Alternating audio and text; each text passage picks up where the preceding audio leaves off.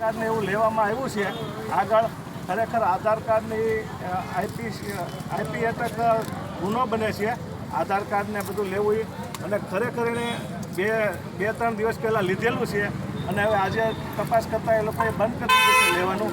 તો આમાં યોગ્ય તપાસ થવી જોઈએ અને ભાવનગરના રાજા જેનું સૂત્ર છે કે મારા પ્રજાનું કલ્યાણ થાય છે આજે એનો જે ફોટો જે મૂકી અને ભાવનગરની પ્રજાને ભળવાનું જે કામ થઈ રહ્યું છે. હવે એ લોકો કહે છે કે અમે ખરેખર 12 મહિના પછી આપશું, પણ 12 મહિના પછી બાંહેધરી કોની? અમે પૂછ્યું તો કે 47 કંપનીઓ અમને એગ્રીમેન્ટ કરીને દેવાની છે. તો એક પણનો આજ એગ્રીમેન્ટ નથી. તો એગ્રીમેન્ટ વિના તમે અત્યારે પૈસા ચૂકવવાના આવશે ત્યારે આના જવાબદાર કોણ? જ્યારે તંત્ર થશે ત્યારે આની રાહ જોશે કે ત્યારે કાર્યવાહી કરશે કે પહેલાં કરશે?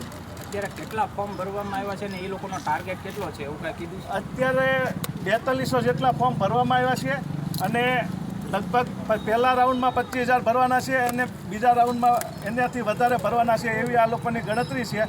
તો આ બધું લોકો જ્યારે છેતરાય તો ત્યારે સરકાર કે તંત્ર જોશે કે ક્યારે? વ્યક્તિ દીઠ કેટલા ફોર્મના પૈસા લેવામાં આવે છે? વ્યક્તિ દીઠ 300 રૂપિયા લેવામાં આવે છે. એવું કહેવામાં આવે છે કે 200 રૂપિયા સભ્ય ફી લેવામાં આવે છે ને 100 રૂપિયા ફોર્મની ફી લેવામાં આવે છે. હજી સુધી કોઈને પૈસા મળ્યા હોય એવું કાંઈ? આજ સુધીમાં એવું કહેવામાં આવે છે કે આખા ઇન્ડિયામાં પહેલો કોન્સેપ્ટ છે જે કોઈ આજ સુધી કર્યો નથી એવું કહે છે. તો આજે હમણાં સિલાઈ મશીનનું આવ્યું હતું 2 દિવસ પહેલાં, તો એ પણ મોટું કૌભાંડ હતું. તો આજે મોટું કૌભાંડ થાય ત્યારે આ વસ્તુ સરકાર જાગશે કે તંત્ર જાગશે? મેં રૂબરૂ ડીવાયએસપી અને કલેક્ટરને રજૂઆત કરેલી છે.